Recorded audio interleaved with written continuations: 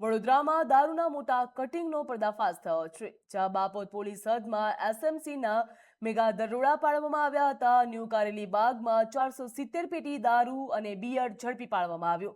મહત્વનું કહી શકાય, જ્યાં 16,394 બોટલ વિદેશી દારૂને જપ્ત કરવામાં આવે છે. વડોદરામાં દારૂના મોટા કટિંગનો પર્દાફાશ થયો છે, જ્યાં એસએમસી દ્વારા રેડ પાડવામાં આવી હતી અને ન્યૂ કારેલી બાગમાં 470 પેટી દારૂ અને બિયરની ઝડપી પાડવામાં આવી છે. 16,394 બોટલ વિદેશી દારૂ અને બિયર પણ કબજે કરવામાં આવ્યો, જ્યાં જપ્ત કરાયેલી દારૂની કિંમત 84,01,000થી વધુ કહેવામાં આવી રહી છે. કુલ 1 કરોડથી વધુનો મુદ્દામાલ એસએમસી દ્વારા જપ્ત કરવામાં આવ્યો, જ્યાં 3 ફોર વ્હીલર અને ટીવીએસ જ્યુપિટર પણ એસએમસીએ કબજે કર્યું છે.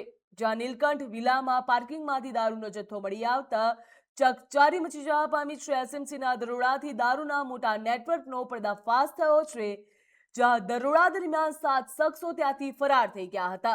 એસએમસીએ બાપોદ પોલીસ સ્ટેશનમાં ગુનો પણ દાખલ કર્યો, જ્યાં વોન્ટેડ આરોપીની શોધખોળ માટે પોલીસ દ્વારા તપાસ પણ હાથ ધરવામાં આવી છે. મહત્વનું કહી શકાય, જ્યાં સ્ટેટ મોનિટરિંગ સેલને ત્યાં ત્રાટકી હતી અને દરોડા પાડ્યા હતા. ન્યૂ કારેલી બાગ રોડ ઉપરથી ખોડિયારનગરના સફેદવુડાના મકાન પાછળ આવનાર નીલકંઠ વિલા ફ્લેટમાં પાર્કિંગમાંથી વિદેશી દારૂ ઝડપી પાડવામાં આવ્યો છે.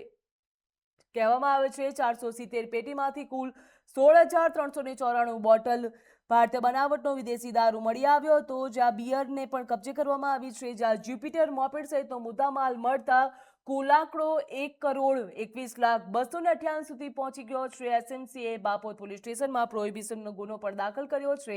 આગળની કાર્યવાહી હાથ ધરવામાં આવી છે.